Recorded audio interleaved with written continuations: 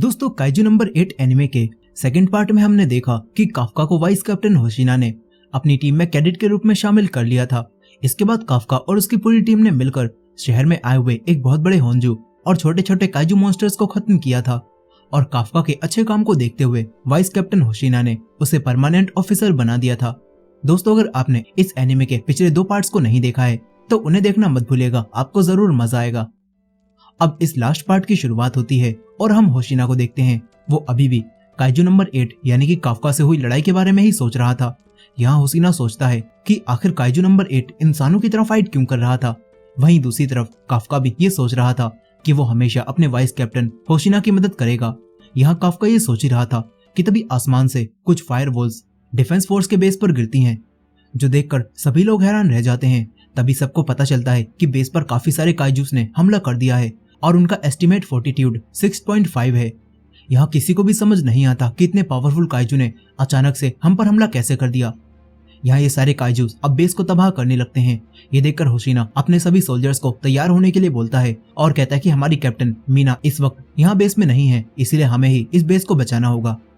वहीं दूसरी तरफ काफ्का भी उन उड़ने वाले काइजू को देखता है और समझ जाता है कि ये काइजू तो बहुत पावरफुल होते हैं। ये देखकर काफ्का तुरंत ही होशिना से बात करता है और उसे बताता है कि हम पर जिस टाइप के काइजूस ने हमला किया है वो काइजूस कभी भी ग्रुप में हमला नहीं करते, लेकिन आज वो हम पर अपने ग्रुप के साथ हमला कर रहे हैं। इसका मतलब है कि कोई इन सबको कंट्रोल कर रहा है।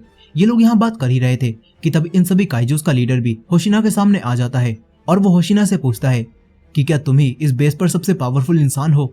इस पर होशिना भी इस काइजू से बोलता है कि हमारी कैप्टन मीना यहाँ पर नहीं है, इसीलिए अभी मैं ही इस बेस पर सबसे पावरफुल हूँ। यहीं अब इन्हें इस नए काइजू की भी पावर फोर्टिट्यूड का पता चलता है जो कि 8.3 होती है। और ये देखकर सभी लोग समझ जाते हैं कि ये एक दाई काइजू है। यहाँ ये सभी लोग बात कर ही रहे थे कि तभी ये काइजू होशिना पर अपनी फिंगर से फायर करता है और उसका हमला इतना पावरफुल होता है कि उससे यहाँ की बिल्डिंग्स भी गिरने लगती हैं। लेकिन होशिना इस काइजू के हमले से बच जाता है। इस तरफ अब बाकी सारे सोल्जर्स भी दूसरे काइजू मॉन्स्टर्स पर फायर करते हैं, लेकिन इन मॉन्स्टर्स को सोल्जर्स के हमले से कुछ भी नहीं होता। ये देखकर काफ्का इन सभी सोल्जर्स को मॉन्स्टर पर पीछे से हमला करने के लिए बोलता है और कहता है कि इन काइजू की स्किन पीछे की तरफ से कमजोर होती है। ये बात सुनने के बाद सभी सोल्जर्स टीम बनाकर इन सभी काइजू पर पीछे के हिस्से पर हमला करने लगते हैं, मगर तभी ये काइजू एक दूसरे को बचाने लगते हैं। और ये देखकर इजुमो काफी हैरान हो जाता है और अब सभी लोग सोचने लगते हैं कि अगर ये काइजू एक दूसरे को बचाते रहेंगे तो हम लोग इनके पीछे किस तरह जाएंगे और इन्हें कैसे मारेंगे। ये लोग ये सब सोच ही रहे थे कि तभी किकोरो भी अपने नए वेपन के साथ इन सभी काइजू के सामने आती है और इन पर हमला करके इन्हें मारने लगती है। फिर हमें पास्ट का एक सीन दिखाया जाता है जहां मीना और होशिना ने किकोरो को बहुत ज्यादा पावरफुल होने की वजह से एक नया वेपन दिया था ताकि किकोरो आने वाले खतरों से अपनी टीम को बचा सके। और अब प्रेजेंट टाइम में किकोरो ऐसा ही करती है और अपने पावरफुल हथियार से इन सभी काइजूस को मारने लगती है। यहीं रेनो भी अपनी गन से इन्हें फ्रीज करता है और किकोरो की मदद करने लगता है। इस तरफ सभी काइजू का लीडर वो दाई काइजू भी अब लगातार होशिना पर हमला करता रहता है और ये देखकर होशिना समझ जाता है कि ये काइजू तो काफी पावरफुल है और साथ ही इसे मेरे साथ फाइट करने में मजा भी आ रहा है, जो कि एक ऐसा इमोशन है जो आज से पहले किसी भी काइजू में नहीं देखा गया। यहीं ये दाई काइजू भी होशिना से कहता है कि कोई भी मुझसे आज तक ऐसे नहीं लड़ पाया जैसे कि तुम लड़ रहे हो, इसीलिए अब मैं तुम्हें खाकर और भी ज्यादा पावरफुल हो जाऊंगा। इतना बोलकर ये काइजू फिर से होशिना पर हमला करता है, लेकिन अब होशिना इस काइजू का एक हाथ काट देता है और काइजू से लड़ने के लिए अपनी फुल फॉर्म में आ जाता है। वहीं दूसरी तरफ एक ऑफिसर पर अब एक काइजू हमला करके उसे मारने लगता है, लेकिन तभी काफ्का उसे देख लेता है और काफ्का उस ऑफिसर को बचाने के लिए अपने पैरों को ट्रांसफॉर्म करता है और उस लेडी ऑफिसर को वहां से बचा लेता है। लेकिन तभी वो काइजू मॉन्स्टर काफ्का पर भी हमला करने ही वाला होता है, मगर तभी किकोरो भी यहाँ पर आ जाती है और इन लोगों को बचा लेती है। फिर यहाँ पर किकोरो काफ्का से सभी घायल लोगों को बेस से बाहर निकालने के लिए बोलती है। यहीं रेनो भी काफ्का से कहता है कि इस बार किसी भी तरह का रिस्क मत लेना और काइजू मत बनना। यहीं काफ्का किकोरो और रेनो को साथ काम करते हुए देखता है और काफी खुश होता है। फिर यहाँ पर डिफेंस फोर्स की बाकी यूनिट भी आ जाती हैं और अब ये सभी लोग मिलकर सारे काइजू मॉन्स्टर्स को मारने लगते हैं। वहीं दूसरी तरफ होशिना भी उस काइजू लीडर पर भारी पड़ने लगता है और होशिना उसके शरीर को काटने लगता है, लेकिन अब तभी ये काइजू अपने शरीर को दोबारा से हील कर लेता है और होशिना पर हमला करने लगता है, मगर होशिना फिर से इस काइजू के शरीर को काटने लगता है और सभी लोग समझते हैं कि होशिना ये लड़ाई जीत गया। लेकिन तभी काफ्का को कुछ अजीब सी आवाजें सुनाई देने लगती हैं और फिर ये काइजू मॉन्स्टर खुद को काफी बड़ा बना लेता है। यहाँ काइजू को इतना बड़ा होता हुआ देखकर सभी लोग काफी हैरान हो जाते हैं। उन्हें समझ नहीं आता कि आखिर वाइस कैप्टन होशिना अब इस काइजू से कैसे जीतेंगे। यही होशिना अब दोबारा से काइजू पर हमला करने लगता है, लेकिन अब होशिना के हमलों से काइजू को कुछ भी नहीं होता। यही होशिना भी अब काफी ज्यादा थक जाता है और साथ ही उसके सूट की अनलीस्ड कॉम्बैट पावर भी खत्म होने लगती है। यहाँ होशिना की टीम मेंबर होशिना से सूट उतारकर फाइट करने के लिए बोलती है, लेकिन होशिना ऐसा नहीं करता और इस काइजू को अपने सूट की पावर खत्म होने से पहले ही मारने के बारे में सोचने लगता है। यहाँ अब होशिना इस काइजू पर हमला करने जा ही रहा था कि तभी ये काइजू होशिना के एक जोरदार पंच मारता है, जिससे होशिना को काफी चोट लगती है और उसकी हालत काफी खराब हो जाती है। फिर हमें पास्ट का एक सीन दिखाया जाता है जहाँ होशिना के डैड उससे कह रहे होते हैं कि आजकल सभी लोग गन चलाते हैं और दूसरे हथियारों का इस्तेमाल करते हैं, इसीलिए तुम्हें सिर्फ तलवार चलाना आने से तुम डिफेंस फोर्स को ज्वाइन नहीं कर पाओगे। यहीं प्रेजेंट में अब होशिना फिर से उठ जाता है और उसे जिंदा देखकर सभी लोग काफी खुश होते हैं। यहाँ होशिना इस काइजू लीडर को अब हराने के बारे में सोचने लगता है और ये सोचकर होशिना फिर से काइजू पर हमला करने लगता है, मगर ये काइजू लीडर अपनी चोट को बहुत जल्दी हील कर लेता है और होशिना पर हमला करता है। यहाँ होशिना फिर से उस समय को याद करता है जहाँ सभी लोग उससे ये कहते थे कि तुम्हें सिर्फ तलवारबाजी आती है और तुम तो गन भी नहीं चला पाते, इसलिए तुम डिफेंस फोर्स में ज्वाइन नहीं हो पाओगे, और अगर तुम डिफेंस फोर्स में ज्वाइन हो भी गए तो तुम ज्यादा नहीं टिक पाओगे। यहाँ हमें समझ आता है कि होशिना को सिर्फ तलवार चलाना आती थी और इसी वजह से कोई भी उसे पसंद नहीं करता था। लेकिन मीना ने जब होशिना को देखा तो उससे कहा था कि तुम तो तलवार चलाने में काफी एक्सपर्ट हो, इसीलिए तुम मेरी टीम में शामिल हो सकते हो। यहाँ हम देखते हैं कि उस दिन मीना ने होशिना से कहा था कि कभी ना कभी हमारा सामना छोटे लेकिन पावरफुल काइजू से होगा और उस समय तुम हमारी मदद कर सकते हो। यही प्रेजेंट टाइम में मीना की वही सारी बातें सोचकर अब होशिना को ऐसा लगता है कि मीना ने उस पर ही इस बेस की जिम्मेदारी छोड़ी थी, इसीलिए अब वो किसी भी तरह इस काइजू से हार नहीं सकता। ये सोचकर होशिना इस काइजू पर काफी तेजी से हमला करने लगता है, लेकिन अब तभी ये काइजू होशिना को पकड़ लेता है। ये देखकर काफका होशिना को बचाने जाने के लिए अब खुद को ट्रांसफॉर्म करने लगता है, मगर तभी इन सभी को कैप्टन मीना की आवाज आती है और यहाँ पर अब कैप्टन मीना भी इस लड़ाई में आ जाती है। कैप्टन मीना उस काइजू पर हमला करने लगती है, लेकिन काइजू भी काफी तेजी से अपने आप को हील कर लेता है। ये देखकर होशिना भी घायल होने के बाद भी काइजू को हील होने से रोकने के लिए उस पर दोबारा से हमला करना शुरू कर देता है। यहीं किकोरो भी इस काम में होशिना की मदद के लिए आ जाती है और ये दोनों मिलकर उस काइजू के पैर को काटने लगते हैं ताकि ये काइजू अपनी जगह से ना हिल पाए। यहीं मीना भी इस काइजू को अपनी गन से शूट करने लगती है, जिससे इस काइजू का कोर दिखने लगता है और अब होशिना और बाकी सभी ऑफिसर्स इस काइजू के लीडर को ही टारगेट कर लेते हैं और इस पर हमला करने लगते हैं। यहीं ये काइजू भी होशिना को खाने ही वाला होता है, लेकिन तभी मीना इस काइजू के ऊपर एक और फायर करती है, जिससे इस काइजू के टुकड़े टुकड़े हो जाते हैं, जो देखकर सभी लोग काफी खुश होने लगते हैं। यहाँ काफका भी ये देखकर रेनो से कहता है कि आज मेरा सपना पूरा हो गया, मैं हमेशा से ऐसे ही डिफेंस फोर्स को ज्वाइन करना चाहता था जो कि इतनी पावरफुल हो।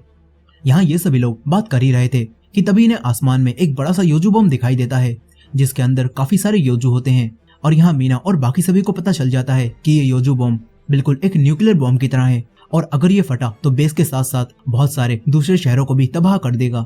ये देखकर मीना सभी सोल्जर्स को भागने के लिए बोलती है, मगर यहाँ पर अब भागने का भी कोई भी फायदा नहीं होता क्योंकि इस बम की रेंज बहुत ज्यादा होती है। फिर यहाँ पर उस काइजू का कटा हुआ सर इन सभी लोगों से कहता है कि अब तुम्हारे खात्मे का समय आ गया है और हमारी लड़ाई को टाई मानते हैं। लेकिन तभी ये सब सुनकर काफका उस बम की तरफ भागने लगता है और काफका को इतनी तेज स्पीड में जाता हुआ देखकर सभी लोग हैरान रह जाते हैं। यहाँ अब काफका सबके सामने ही अपने आप को काइजू में ट्रांसफॉर्म कर लेता है और तभी मीना और बाकी सभी लोग ये देखकर हैरान रह जाते हैं कि काफका ही काइजू नंबर 8 है। यहाँ काफका सभी लोगों को बचाने के लिए अपनी पूरी पावर लगाकर इस योजू बम को आसमान में काफी ऊपर ले जाता है, जिसके बाद ये योजू बम आसमान में ही फटता है और इससे नीचे किसी को भी ज्यादा नुकसान नहीं होता और सभी लोग बच जाते हैं। मगर काफका को इस सबसे काफी असर पड़ता है और वो काफी थक जाता है और अब तभी मीना और बाकी सोल्जर्स काफका को काइजू होने की वजह से अरेस्ट कर लेते हैं। फिर कुछ समय बाद हम देखते हैं कि डिफेंस फोर्स के सभी सीनियर्स को काफका के काइजू होने की बात पता चल जाती है और सभी लोग उसे मार देने के लिए बोलने लगते हैं। लेकिन तभी किकोरू के डैड यानी कि डिफेंस फोर्स के डायरेक्टर शिनोमिया सभी लोगों से कहते हैं कि हम पहले काफका को अपने पास बुलाएंगे और फिर ये डिसाइड करेंगे कि उसे मारना है या फिर नहीं। इस तरफ हम काफका को भी देखते हैं जो कि डिफेंस फोर्स की 3rd डिवीजन में कैद होता है। यहाँ काफका बस ये सोच रहा था कि आखिर अब उसके साथ क्या होगा। यहीं काफका को किकोरू की वो बात भी याद आती है जहाँ किकोरू ने उसे बताया था कि डिफेंस फोर्स के हेडक्वार्टर में पावरफुल काइजू को मारकर उनसे वेपन्स बनाए जाते हैं। यहाँ काफका ये सब सोच ही रहा था कि तभी मीना और कुछ दूसरे सोल्जर्स उसके पास आते हैं। यहाँ मीना काफका से कहती है कि अब तुम डिफेंस फोर्स के हेडक्वार्टर जाने वाले हो। यहीं काफका मीना और होशिना से बात करने की कोशिश करता है, लेकिन ये दोनों उसकी कोई भी बात नहीं सुनते और उसे हेडक्वार्टर ले जाने लगते हैं। यहाँ काफका जाते समय रेनो से आंखें भी नहीं मिला पाता। वो सोचता है कि रेनो ने मेरी कितनी ज्यादा मदद की ताकि किसी को भी ये बात पता ना चले कि मैं काइजू हूँ, लेकिन मैंने उसकी सारी मेहनत पर पानी फेर दिया। यहाँ काफका रेनो से आंखें भी नहीं मिला पाता और यहाँ से जाने लगता है। लेकिन तभी रेनो काफका से कहता है कि काफका सर, मुझे आप पर पूरा भरोसा है कि आप वापस जरूर आओगे। ये सुनकर काफका को काफी अच्छा लगता है। इसके बाद वो ट्रक में बैठ जाता है। तभी मीना भी काफका से एक दोस्त की तरह बात करती है और कहती है कि तुमने हमारी मदद की है, इसीलिए 3rd डिवीजन के अब सभी ऑफिसर्स तुम्हें अपना हीरो मानते हैं। साथ ही मीना काफका से कहती है कि मैं भी तुम्हारी मदद के लिए सबूतों को इकट्ठा कर रही हूँ और अगर हमने ये साबित कर दिया कि तुम एक इंसान हो तो तुम बच सकते हो। यही काफका मीना से कहता है कि क्या अब मुझे तुम्हारे साथ खड़ा होकर काइजू से लड़ने का मौका मिलेगा। इस पर मीना काफका से कहती है कि मैं भी उसी दिन का इंतजार कर रही हूँ। यहाँ ये बात सुनकर काफका रोने लगता है। इसके बाद काफका को हेडक्वार्टर ले जाया जाने लगता है। यहाँ सभी सोल्जर्स उसे सैल्यूट करते हैं। फिर काफका को काफी सारे बड़े बड़े डोर्स के पीछे कैद कर दिया जाता है। वहीं दूसरी तरफ काफका के सभी साथी काफका के पकड़े जाने से काफी दुखी होते हैं। सभी लोगों को ऐसा लग रहा होता है कि काफका अपनी जगह बिल्कुल सही है, वो कोई भी बुरा काइजू नहीं है, लेकिन ये सभी लोग काफका को बचाने के लिए कुछ भी नहीं कर सकते थे। इस तरफ मीना भी काफका को इंसान साबित करने के लिए एविडेंस को इकट्ठा करना शुरू कर देती है। वहीं दूसरी तरफ किकोरू अपने डैड यानी कि डायरेक्टर के पास जाती है और अपने डैड से रिक्वेस्ट करती है और कहती है कि काफका को मत मारना क्योंकि उसने एक बार मेरी जान बचाई थी। लेकिन ये सब सुनने के बाद भी किकोरू के डैड किकोरू को काफका की एक रिपोर्ट दिखाते हैं और किकोरू से कहते हैं कि काफका के शरीर में उसका कोर मिल चुका है, जिससे ये साबित होता है कि काफका एक काइजू है। साथ ही किकोरू के डैड किकोरू से कहते हैं कि वो एक काइजू है, इसीलिए उसे बचाने के बारे में मत सोचो, और तुम्हारी मॉम की जान भी तो एक काइजू ने ही ली थी, तो अगर तुम अपनी मॉम की जरा भी रिस्पेक्ट करती हो तो यहाँ से चली जाओ। लेकिन ये सब सुनकर भी किकोरू अपने डैड से कहती है कि चाहे जो भी हो, लेकिन मुझे पूरा विश्वास है कि काफका गलत नहीं है। इस तरफ काफका को भी इस जगह पर अब काफी डर लगने लगता है, लेकिन काफका को रेनो की बात याद आती है और काफका सोचता है कि चाहे कुछ भी हो जाए लेकिन वो इस जगह से जिंदा वापस जरूर जाएगा।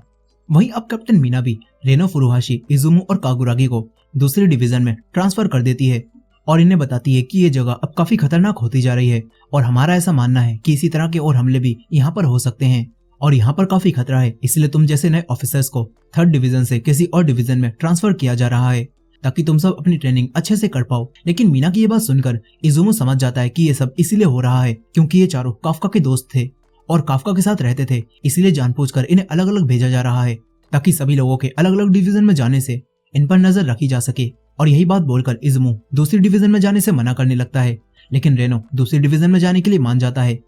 फिर हम कागुरागी को किसी से कॉल पर बात करते हुए सुनते हैं और वो कहता है कि मैं किसी को बचाना चाहता हूँ। यही इजुमु भी कागुरागी की ये बातें सुन लेता है और कागुरागी इजुमु को बताता है कि मैं आर्मी के कुछ ऑफिसर से बात करने की कोशिश कर रहा हूँ ताकि मैं काफका की मदद कर सकूं, क्योंकि मैं ऐसे ही किसी को मरने नहीं देना चाहता। इस तरफ काफका को अब मीना की बातें याद आती हैं और उसे ऐसा लगता है कि अगर वो खुद को इंसान साबित कर दे तो वो जिंदा बच सकता है। काफका ये सब सोच ही रहा था कि तभी डायरेक्टर शिनोमिया और कुछ ऑफिसर यहाँ पर आ जाते हैं। यहाँ काफका डायरेक्टर शिनोमिया से बोलता है कि मैं काइजू नहीं हूँ, लेकिन ये बात सुनकर डायरेक्टर शिनोमिया काफका की हथकड़ियां खुलवा देते हैं। यहाँ काफका को ये देखकर ऐसा लगने लगता है कि डायरेक्टर शिनोमिया उसकी बात समझेंगे, लेकिन तभी शिनोमिया काफका के ऊपर फायर करने लगते हैं और काफका को पीटना शुरू कर देते हैं। तभी डायरेक्टर शिनोमिया काफका से कहते हैं कि तुम अपने शरीर से गोलियां रोक सकते हो और इससे ये पता चलता है कि तुम एक काइजू ही हो। लेकिन काफका फिर से डायरेक्टर से कहता है कि मैं कोई काइजू नहीं हूँ। ये सब सुनकर डायरेक्टर शिनोमिया एक अलग तरह के शील्ड पहनते हैं और काफका से कहते हैं कि अगर तुम इंसान भी हो तब भी तुम यहाँ जरूर मरोगे। इतना बोलकर डायरेक्टर शिनोमिया काफका पर हमला करने लगते हैं और काफका का एक हाथ काट देते हैं। ये देखकर किकोरू भी काफी डर जाती है। तभी हमें पता चलता है कि डायरेक्टर शिनोमिया भी अपने टाइम में डिफेंस फोर्स के सबसे पावरफुल ऑफिसर थे। यही अब मार खाते खाते ही काफका भी धीरे धीरे खुद को ट्रांसफॉर्म करने लगता है। यहाँ डायरेक्टर शिनोमिया काफका पर लगातार हमला करते हैं, जिससे काफका को काफी ज्यादा चोट भी लगती है और काफका सोचता है कि आखिर डायरेक्टर से फाइट करते समय मुझे ऐसा क्यों लग रहा है जैसे मैं किसी दाइकाइजू से लड़ रहा हूँ। तभी यहाँ पर एक सोल्जर किकोरू को बताता है कि साल 1972 में एक दाइकाइजू ने पूरे शहर को बर्बाद कर दिया था और उस काइजू को डिफेंस फोर्स ने काइजू नंबर 2 का नाम दिया था। उस काइजू के अंदर काफी ज्यादा पावर्स थी और इस वक्त तुम्हारे डैड जिन सूट और ग्लव्स का इस्तेमाल कर रहे हैं वो काइजू नंबर 2 से ही बने हैं। इसका मतलब है कि ऐसा समझो काइजू नंबर 2 और काइजू नंबर 8 आपस में फाइट कर रहे हैं। यहीं डायरेक्टर शिनोमिया का सूट काफी पावरफुल होता है और डायरेक्टर शिनोमिया अपने हमलों से काफका के हाथों पैरों को काट देते हैं। ये देखकर अब काफका पूरी तरह से ही ट्रांसफॉर्म हो जाता है। यहाँ काफका के काइजू रूप को देखकर किकोरू को ये फील होता है कि काफका के काइजू बनने में कुछ तो गड़बड़ है। तभी हम काफका को देखते हैं जो कि अब अपने शरीर के अंदर होता है और हमें पता चलता है कि काफका के काइजू ने अब काफका की बॉडी पर पूरी तरह से कंट्रोल कर लिया है और यहाँ अब ये काइजू नंबर 8 डायरेक्टर शिनोमिया पर हमला करने लगता है। यहीं किकोरू भी ये देखकर काफी डर जाती है। वहीं दूसरी तरफ हम फुरुहाशी और रेनो को देखते हैं। यहाँ फुरुहाशी रेनो से पूछता है कि आखिर तुम दूसरी डिवीजन में जाने के लिए तैयार क्यों हो गए। इस पर रेनो फुरुहाशी से बोलता है कि मैं अब और पावरफुल बनना चाहता हूँ ताकि जब काफका सर वापस आए तो मैं उनकी रक्षा कर सकूं और उन्हें मेरी मदद के लिए कभी भी काजू ना बनना पड़े। साथ ही रेनो फुरुहाशी से कहता है कि जब काफका सर वापस आएंगे तो मैं उनके सामने पावरफुल दिखना चाहता हूँ। ये सब सुनकर खुद को पावरफुल बनाने के लिए एक्सरसाइज करने लगता है। यहीं अब कुछ और सोल्जर्स भी इन दोनों के पास आ जाते हैं और इनसे कहते हैं कि हम सब ने काफका को माफ करने के लिए लेटर्स लिखे हैं और कैप्टन मीना भी काफका को इंसान साबित करने के लिए सारे सबूत लेकर हेडक्वार्टर गई हैं। इस तरफ हम कैप्टन मीना को भी देखते हैं जो कि अब हेडक्वार्टर में आ जाती हैं। यहाँ कोई इनसे कहता है कि डायरेक्टर शिनोमिया अभी काइजू नंबर 8 को देखने गए हुए हैं, इसलिए तुम यहाँ पर इंतजार करो। ये सुनकर कैप्टन मीना यहाँ पर एक चेयर पर बैठने वाली होती हैं, लेकिन तभी वो इंसान उनसे कहता है यहीं पर खड़ी रहो, तुमसे बैठने के लिए नहीं कहा गया, वो चेयर किसी और के लिए है। ये सुनकर मीना यहीं पर खड़ी हो जाती है। वहीं दूसरी तरफ काफका की बॉडी पर काइजू नंबर 8 कब्जा करने के बाद डायरेक्टर शिनोमिया पर हमला करने लगता है और साथ ही काइजू नंबर 8 अपनी पूरी बॉडी को भी मोड़ लेता है। ये देखकर शिनोमिया काफी हैरान रह जाते हैं। यहीं काइजू नंबर 8 अब डायरेक्टर शिनोमिया को पीटने लगता है और यहाँ डायरेक्टर शिनोमिया को भी ये बात समझ आ जाती है कि काइजू नंबर 8 काफी पावरफुल है। यहाँ डायरेक्टर शिनोमिया काइजू नंबर 2 की शील्ड की मदद से काइजू नंबर 8 पर हमला करते हैं, जिससे काइजू नंबर 8 को काफी चोट लगती है। लेकिन तभी डायरेक्टर शिनोमिया देखते हैं कि काइजू नंबर 8 अपने कोर की मदद से अपने शरीर को भी जल्दी से रीजनरेट कर लेता है। यहीं काफका को भी ये सब काफी बुरा लगता है, लेकिन यहाँ पर उसका अपने शरीर पर कंट्रोल नहीं होता और अब तभी इन दोनों की फाइट से इस जगह को भी काफी ज्यादा नुकसान पहुंचने लगता है। यहाँ किकोरू भी अपने डैड को अकेले काइजू नंबर 8 से लड़ता हुआ देखती है और काफी हैरान होती है। यहीं बाकी सोल्जर्स को भी ये फाइट देखकर काफी हैरानी होती है और वो लोग कहते हैं कि आखिर डायरेक्टर शिनोमिया काइजू नंबर 8 को जब मारने ही वाले थे तो उन्होंने उसे तब क्यों नहीं मारा जब वो इंसान था। ये सुनकर किकोरू समझ जाती है कि उसके डैड काफका का टेस्ट ले रहे हैं और वो काफका को एक मौका देना चाहते हैं। यहीं अब काइजू नंबर 8 के हमलों से डायरेक्टर शिनोमिया को काफी चोट लग जाती है और ये देखकर काफका इस लड़ाई को रोकने के लिए अपने शरीर को अपने कंट्रोल में करने की कोशिश करता है, लेकिन यहीं ये दोनों अपनी फाइट नहीं रोकते और अब काइजू नंबर 8 डायरेक्टर शिनोमिया पर हमला करता रहता है। ये देखकर अब काफका को काफी गुस्सा आ जाता है। यहीं काफका भी किकोरू को खड़ा हुआ देखता है और वो दोबारा से सोचता है कि वो किकोरू के सामने उसके डैड को नहीं मरने दे सकता। यहीं किकोरू भी अपने डैड को पिटता हुआ देखती है और उसे वही बात याद आती है जब उसने काफका से कहा था कि अगर तुम काइजू बनकर किसी को मारने वाले होगे तो मैं खुद तुम्हें मार दूंगी। यहाँ अब ये बात याद करके किकोरू सोचने लगती है कि वो काफका को मारे या फिर नहीं। तभी किकोरू जोर जोर से चिल्लाकर काफका को आवाज देने लगती है और कहती है कि उस मॉन्स्टर को अपने ऊपर हावी मत होने दो। ये सब सुनकर काफका अपनी पूरी जान लगाता है और कैद से आजाद होने की पूरी कोशिश करने लगता है। तभी उसके शरीर के अंदर वाला काइजू काफका को खा लेता है और अब काफका एक अजीब सी जगह में आ जाता है। तभी काफका को हेलुसिनेशंस होने लगते हैं और उसे मीना दिखाई देती है जो कि उसे बुला रही थी। काफका अब मीना के बारे में सोचता है और वो अपने शरीर को दोबारा से काबू में कर लेता है और काइजू नंबर 8 जो हमला डायरेक्टर शिनोमिया पर करने वाला था वो काफका अब खुद पर ही कर लेता है और डायरेक्टर से कहता है कि मैं कोई काइजू नहीं बल्कि काफका हूँ। यहाँ अब काफका अपने इंसानी रूप में भी आ जाता है। तभी यहाँ पर और सोल्जर्स आते हैं और काफका को घेरने लगते हैं, लेकिन डायरेक्टर सभी को ऐसा करने से मना कर देते हैं। यहीं पर हम डिफेंस फोर्स की 1st डिवीजन के कैप्टन नारुमी को भी देखते हैं जो कि डायरेक्टर से कहता है कि अब आप काफका का क्या करोगे। ये सुनने के बाद डायरेक्टर शिनोमिया अब फिर से एक कॉन्फ्रेंस बुलाते हैं जहाँ कुछ सीनियर सोल्जर्स मीना से पूछते हैं कि हमें पता चला है कि तुम काफका को पहले से जानते हो। यहाँ मीना भी इन सभी को बता देती है कि हाँ मैं काफका को अपने बचपन से जानती हूँ, लेकिन मैंने उसकी डिफेंस फोर्स में शामिल होने में कोई भी मदद नहीं की है। यहीं अब मीना सबको बताती है कि काफका ने हमारी पहले मिशन के दौरान डिफेंस फोर्स की काफी मदद की थी और उसने पहले भी कई बार अपने साथियों की जान बचाई है और उसने ही योजू बॉम्ब से पूरी 3rd डिवीजन को बचाया था। ये सब सुनकर सभी लोग मीना से कहते हैं कि कोई भी ऑफिसर ऐसा नहीं कर सकता और काफका काइजू था इसीलिए वो ये सब कर पाया। लेकिन मीना सभी को बताती है कि काफका पहले भी काफी बार फेल हो चुका है, मगर काफका ने कभी भी हार नहीं मानी और उसने कभी भी लोगों को बचाना बंद नहीं किया। काफका खुद से ज्यादा दूसरे लोगों की परवाह करता है। यहीं हमें पास्ट का एक सीन भी दिखाया जाता है जहां मीना अपना सब कुछ बर्बाद होने की वजह से काफी ज्यादा रो रही थी और तभी काफका उसके पास आता है और वो मीना का हाथ पकड़कर उसे शांत कराता है।